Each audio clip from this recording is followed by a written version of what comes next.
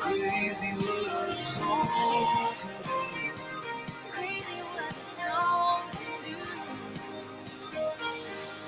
This is Ernesto Garcia on 103.9 KGRT. All righty, your country mornings, 103.9 KGRT. Also teaming up with our friends over at Mesilla Valley News as we're getting a chance to talk with Mario Moccia. He's the NM State Athletics Director, and we're glad that you are getting a chance to talk with us. Mario, let's get right to it. Big game tonight, Wednesday night. I dressed as much black as I could tonight, but it's a blackout this evening. Yeah, I've got my black top on, but I'll be all black Johnny Cash style tonight.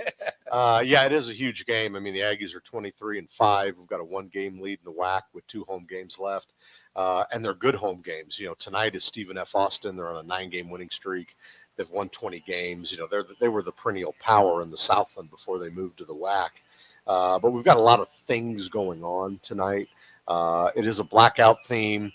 We're kind of poking fun at ourselves for the lights going out for different reasons in the Pan American Center. A little more than you wanted to this year, Yeah, I'm sure. Yeah. Yes, exactly. But we're also going to give away 1,000 hats. You know, the first 1,000 fans that come through the gates, which open at 6 o'clock for the 7 o'clock game, will receive a hat. That's 1,000 free hats.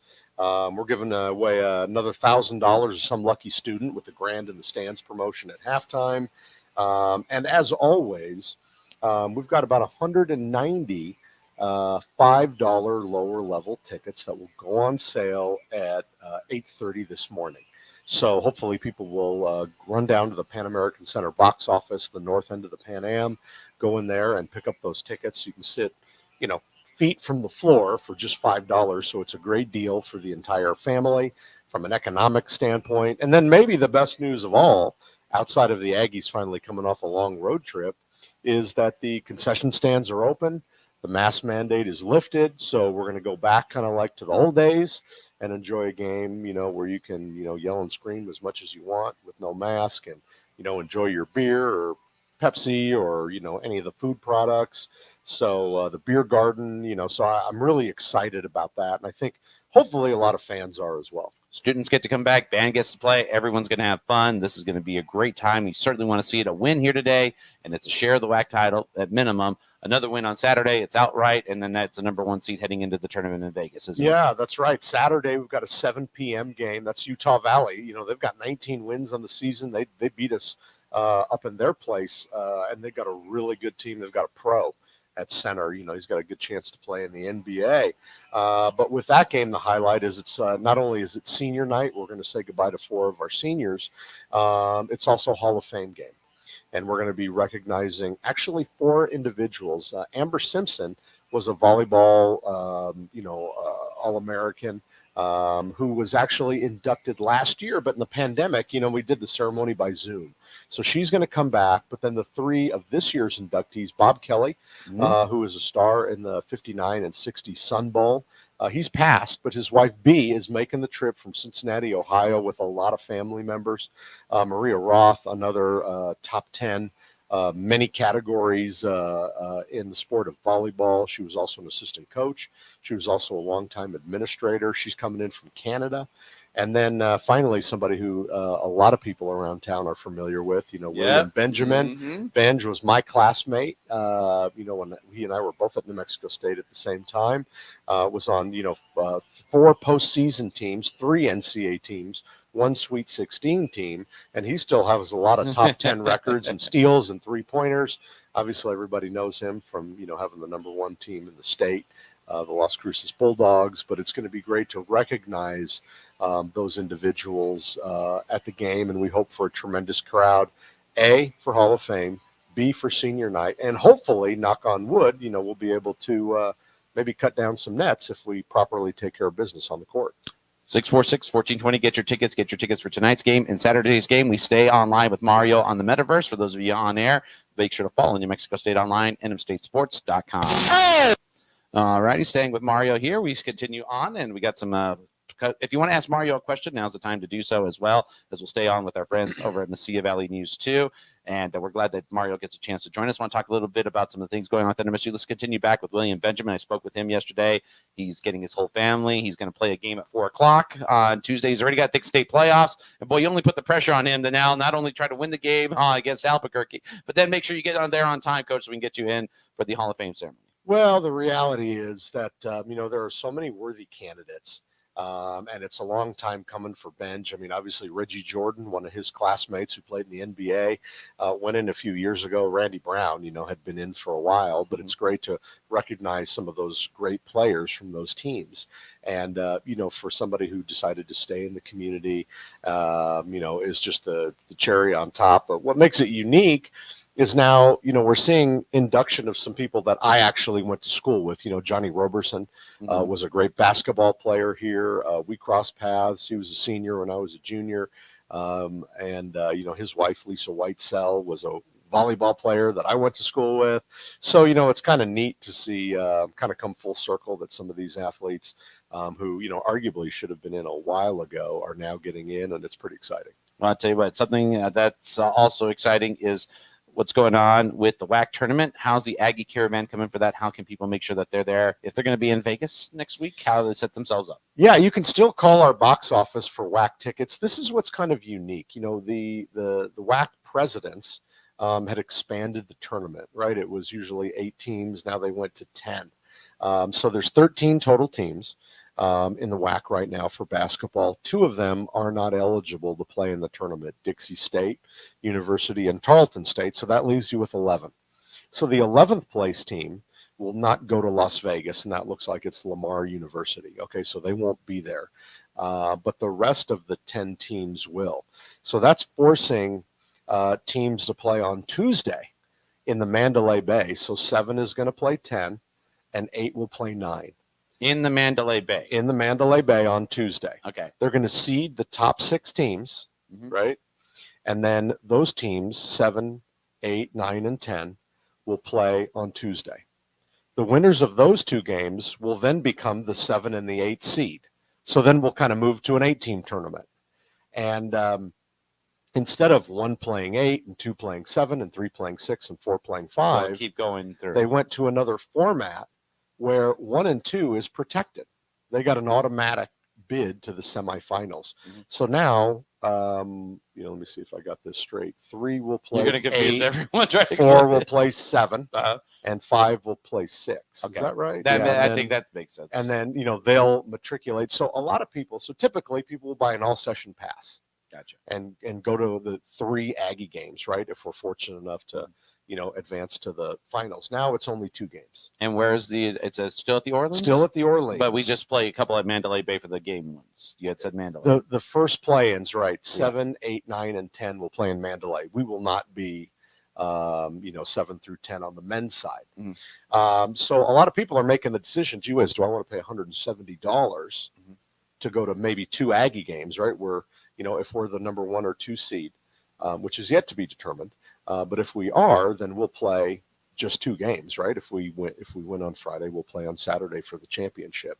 So a lot of people are now considering just going and getting individual tickets, right, for that session or that game. So they're going to take care of that in Vegas. People are familiar with the Orleans. There's certainly plenty of seats, but we're seeing less that were sold on the front end.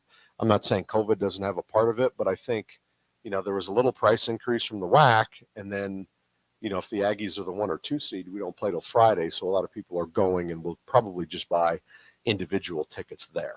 News came out from yesterday. We had it up here on Mesilla Valley News, and obviously the word came about the passing of Karen Fay, someone who I truly, truly respected a lot, who brought a lot to women's athletics here in New Mexico State and made your job a lot easier when you got here, if I'm not going to be mistaken. Well, there's no doubt. I met Karen Fay when I started here in August of 1987. She was the senior woman administrator for many years, but before that, she was a very successful women's basketball coach for the Roadrunners. I remember the Roadrunners. Yeah, she had won 130 games, and it was funny. I lived with. Now today, this is a different connotation. We called it Three's Company back then. But my cousin was on the softball team from New York, and our other roommate was Chris Veach.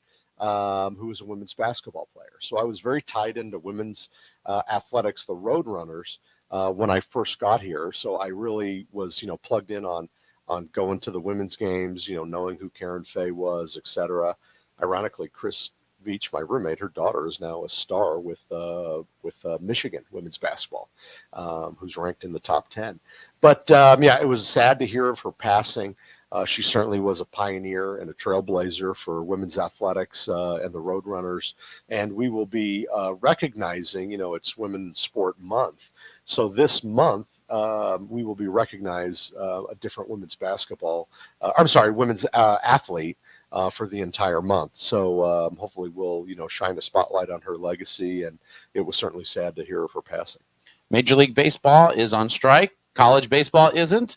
I heard Coach Kirby say that you'd be surprised who might show up and come to hitting practice sometime if the Major League players aren't playing. They want to keep their reps and skills going. Obviously, you're going to extend that invitation to any Major League Baseball player that wants to come and work out here and get a good hitting over at Presley Askew Field. Yeah, no doubt. I mean, obviously, Coach Kirby has a history, in professional baseball.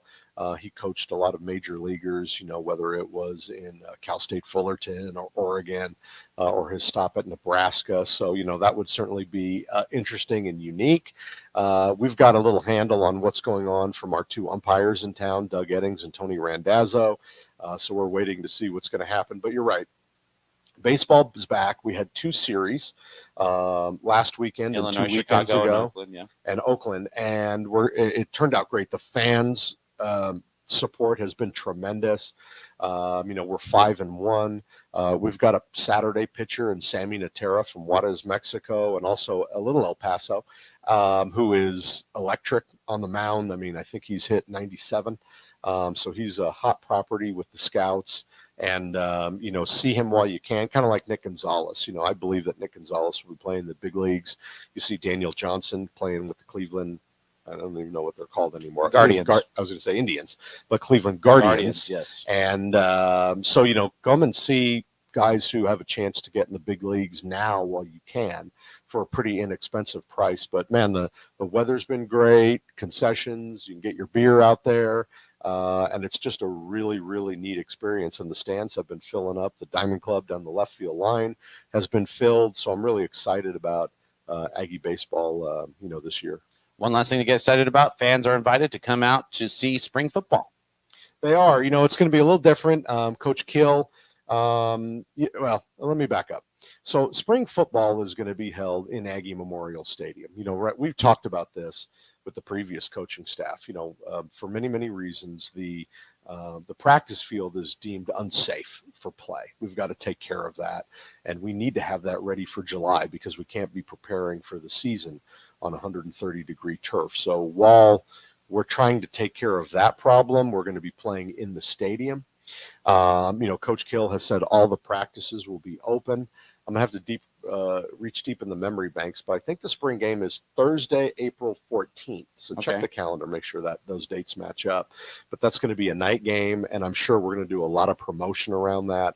But fans will be able to come out, watch the players, meet the new coaching staff, etc. And one of the things that I'm really excited about that I literally checked, I did a Zoom, university Zoom call in your parking lot from 8 to 8:25.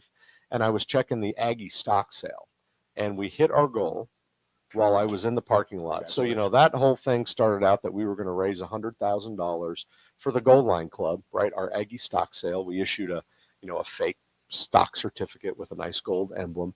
And the original goal was $100,000 in 100 days. $100,000 in 100 days. We got to $100,000 in 7 days. So we reissued another 100,000 shares. That was sold, and then we still had time left from the campaign.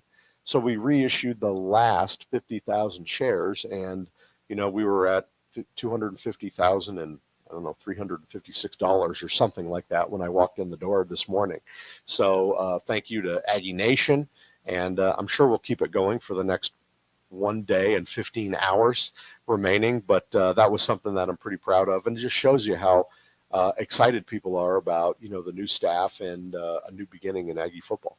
Follow Mario on all the social medias. See you tonight's game. Blackout. We'll see you there with your Country 103.9 KGRT Mesilla Valley News.